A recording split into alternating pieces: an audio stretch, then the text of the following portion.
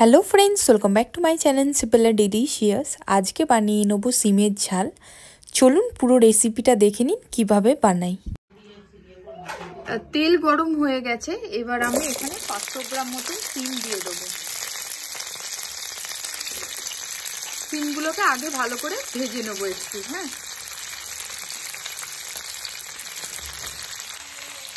দিয়ে দেবো নুন, যাতে সিমটা সেদ্ধ হয়ে যায়। সিম ভাজতে ভাজতেই কিন্তু আমি পুরো রান্নাটা করে নেবো। সিমের ঝালটা পুরো আপনাদের সাথে শেয়ার করব। আপনাদের বেশি কিচ্ছু করতে হবে না। নুন হলুদ দিয়ে আগে সিমটা একটু ভাপিয়ে নিই। সামান্য হলুদ দিয়েছি, খুব বেশি নয়।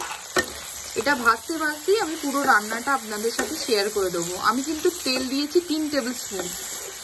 ঠিক আছে, সিমও সেদ্ধ হয়ে যাবে, দেখবেন পুরো রান্নাটাও হয়ে গেছে। আলাদা করে আপনাদের কিচ্ছু করতে হবে না। ঠিক আছে, আর বেশি তেলও লাগবে না, 3 টেবিল স্পুনের মধ্যেই হয়ে যাবে। চলুন এবার ঢেকে একটুখানি ভেজে নিই আগে, যাতে একটু নরম হয়ে যায় সিমটা। ঢেকে দেবো এবারে। সিমটা ভাজতে ভাজতেই আমি দিয়ে দেবো মটরশুঁটি, তাহলে এটাও ভাজা হয়ে যাবে। একটুখানি মটরশুঁটি দিয়ে দিলাম, 1 মুঠি। এটাকেও এটার সাথে একটু ভেজে নেব। এটাও সেদ্ধ হয়ে যাবে, যেমন সিমও সেদ্ধ হয়ে যাবে, সবই সেদ্ধ হয়ে যাবে, এটাও সেদ্ধ হয়ে যাবে।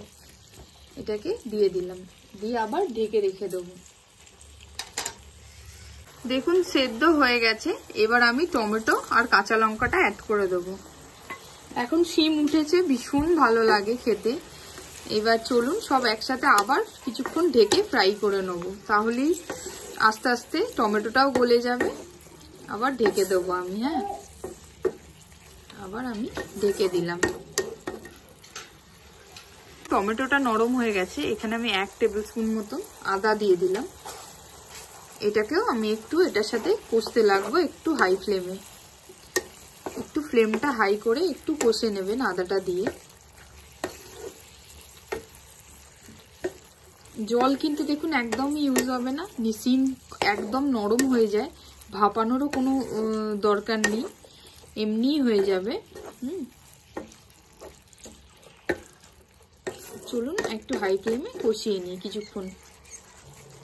চলুন এবার পরপর কিছু মশলা অ্যাড করতে থাকি। দেখুন কি সুন্দর জলও বেরিয়েছে, এরপর আস্তে আস্তে তেল বেরোবে। লাল লঙ্কার গুঁড়ো দিলাম, মানে ঝাল লঙ্কার গুঁড়ো, লাল নয়। সামান্য একটু হলুদ,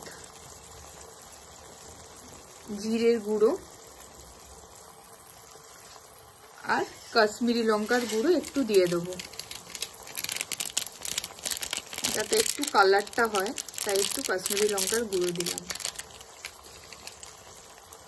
আর দিয়ে দেবো সামান্য একটু চিনি।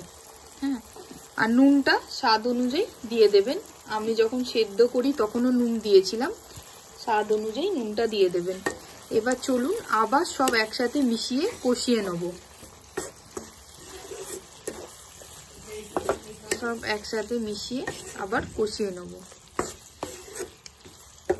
আবার ঢেকে দেবো, তাতে পুরো মশলাটাও কষে যাবে, তেলও বেরিয়ে যাবে, আর সিমের জলও, নিজস্ব জলও ওটা বেরোবে।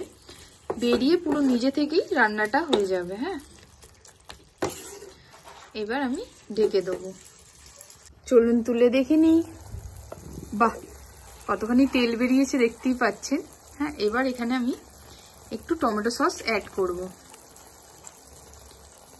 টমেটো সসে কিন্তু ফ্লেভারটা সিমের ঝালে ভীষণ ভালো লাগে। একটু টমেটো সস দিয়ে আবার ঢেকে দেবো। গরম ভাতের সাথে জাস্ট অসাধারণ খেতে লাগে।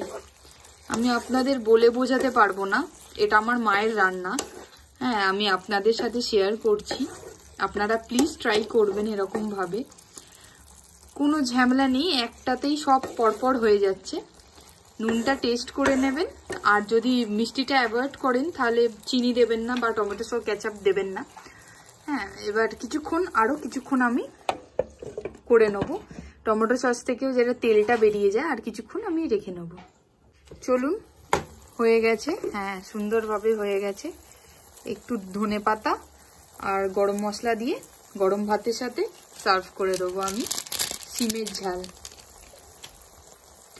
গ্যাস করে দিলাম বন্ধ। এবার চলুন নামিয়ে দিই। খুব সুন্দর হয়েছে। নুনটা একটুখানি টেস্ট অনুযায়ী আপনারা অ্যাড করে দেবেন। কিছুক্ষণ ঢেকে রেখে আমি গরম ভাতের সাথে সার্ভ করে দেবো।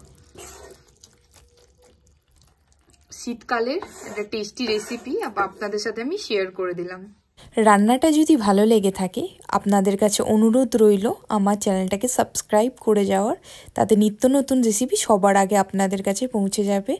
ধন্যবাদ।